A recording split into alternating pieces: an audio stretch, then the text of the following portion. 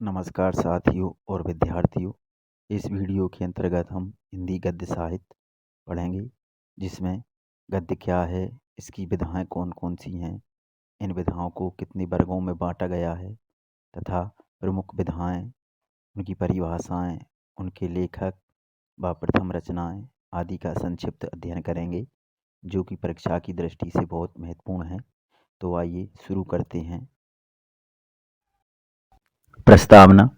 प्राचीन काल में मुद्रण कला का अभाव था, अर्थात छपाई की मशीनें नहीं थीं। सभी रचनाएं पद्य में की जाती थीं। चूंकि हर व्यक्ति पद्य में रचना नहीं कर सकता था, इस कारण कई प्रतिभाएं अपने विचारों को लिपिबद्ध नहीं कर पाती थीं।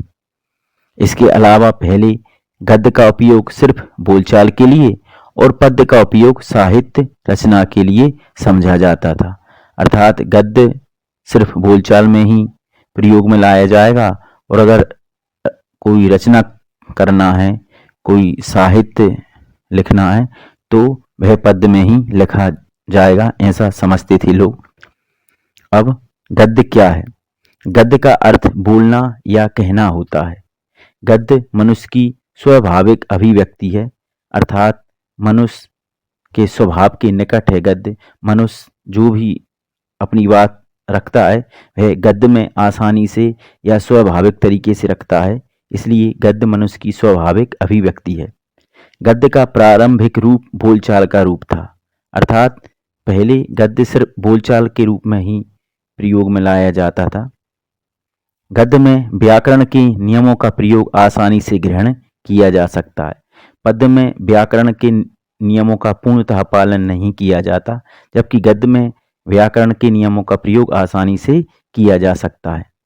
गद्य में किसी कथ्य को या किसी बात को सहजता से, सरलता से एवं स्पष्टता से व्याख्या करने की क्षमता है। गद्य में किसी भी बात को हम सरल, सहज और स्पष्ट तरीके से कह सकते हैं। गद्य का प्रयोग व्याख्या, तर्क, वर्णन एवं कथा के लिए होता है। गद्य के माध्यम से ही हम अपने दैनिक जीवन में कई कार्यों को संपन्न करते हैं। वर्तमान में गद्य साहित्य की उपयोगिता बहुत बढ़ गई है। जैसे अखबार में हम न्यूज़ वो गद्य में ही पढ़ते हैं, हम चैट गद्य में ही करते हैं, या किसी को पत्र लिखना हो गद्य में ही लिखते हैं, किसी के मेल गद्य में ही आते हैं, और किसी दुकानदार से बात करना हो या किसी से भी बात करना हो, वह हम गद्य में ही करते हैं। इसलिए गद्य का हमारे जीवन में बहुत ज़्यादा उपयोग है। गद्य की परिभाषा।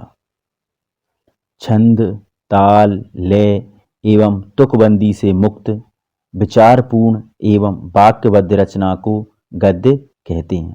अर्थात गद्य वह है जिसमें छंद जैसे दोहा चौपाई नहीं होते, ताल नहीं होता, लय नहीं होती, तुकबंदी नहीं होती, बल्कि विचारपूर्ण वाक्यबद्ध रचना होती है, जिसमें विचार होते हैं और वाक्य होते हैं, उसे गद्य कहते हैं। अगली परिभाषा। अपने विचारों को क्रमबद्ध ढंग से संप्रेषण की विधा गद्य कहलाती है। जब हम अपने विचारों को क्रमबद्ध अर्थात सिलसिलेवार व्यवस्थित तरीके से संप्रेषित करते हैं, सामने वाले के समक्ष रखते हैं, तो वह विधा गद्य कहलाती है। आगे, गद्य का विकास। हिंदी गद्य का विकास या प्रारंभ आधुनिक काल से ही हुआ है। अर्थात आधुनिक काल हिंदी गद्य के विकास का काल है, हिंदी गद्य का प्रारंभिक काल है, अथवा 19वीं शताब्दी के प्रारंभिक वर्षों में हिंदी गद्य का सूत्रपात हुआ है। अर्थात 19वीं शताब्दी के प्रारंभ से ही हिंदी गद्य का प्रारंभ हुआ है। आचार्य रामचंद्र शुक्ल के अनुसार आधुनिक काल में गद्य का आविर्भाव सबसे प्रधान घटना है। अर्थात आधुनिक काल की सबसे मुख्य घटना है कि इसमें गद्य का आविर्भाव हुआ, इसमें गद्य की शुरुआत हुई। गद्य काल का विभाजन। विकसित परिवर्धित होते गद्य काल को मुख्य रूप से 4 भागों में बांटा जा सकता है। अर्थात गद्य काल के विकास को हमने 4 भागों में बांटा है। पहला, प्रथम उत्थान काल, सन 1850 से 1900 ईस्वी तक। भारतेंदु हरिश्चंद्र वर्तमान हिंदी गद्य के प्रवर्तक माने गए हैं, अर्थात भारतेंदु हरिश्चंद्र ने ही हिंदी गद्य की शुरुआत की है। यह 1850 से 1900 तक का समय भारतेंदु का समय माना गया है, इसलिए इसे भारतेंदु युग भी कहा जाता है। भारतेंदु युग को हिंदी गद्य के उत्कर्ष का सूर्योदय कहा गया है, अर्थात हिंदी गद्य का प्रारंभ भारतेंदु युग से हुआ, हिंदी गद्य का सूर्योदय भारतेंदु युग से हुआ। डॉक्टर नागेंद्र ने भारतेंदु युग को पुनर्जागरण काल कहा है। कुछ विद्वानों ने इस युग का, भारतेंदु युग का समय सन 1868 से 1900 तक भी माना है।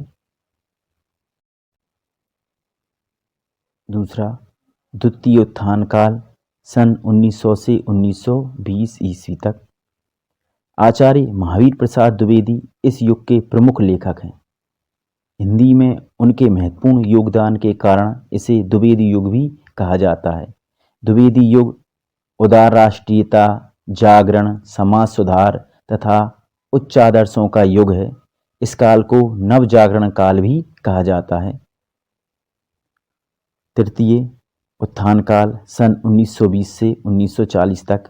आचार्य रामचंद्र शुक्ल के नाम से इसे शुक्ल युग भी कहा जाता है।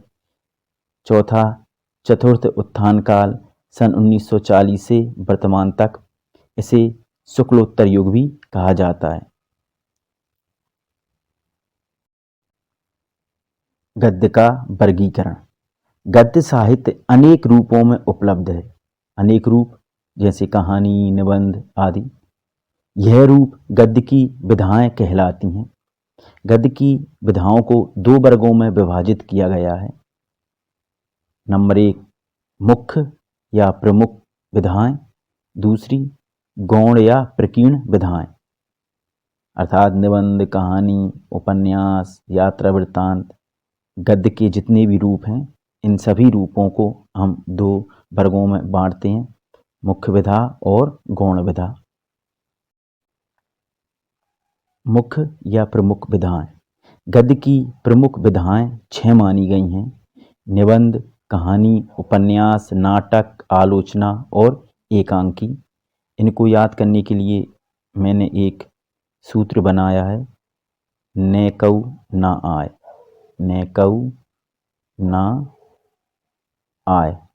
यहाँ ने से आप नी भी इसे समझ सकते हैं, तो इससे हो गया नी से निबंध, का से कहानी, ऊ से उपन्यास, ना से नाटक, आ से आलोचना और ए से एकांकी। तो इस तरह गद्य की मुख्य विधाएं होती हैं 6। इन 6 के अलावा से सभी विधाएं गौण या प्रकीर्ण विधाएं कहलाती हैं, जैसे जीवनी, संस्मरण, यात्राव्रत, रिपोर्ताज, पत्र साहित्य, आत्मकथा, रेखाचित्र, लघु कथा, साक्षात्कार, गद्य काव्य आदि।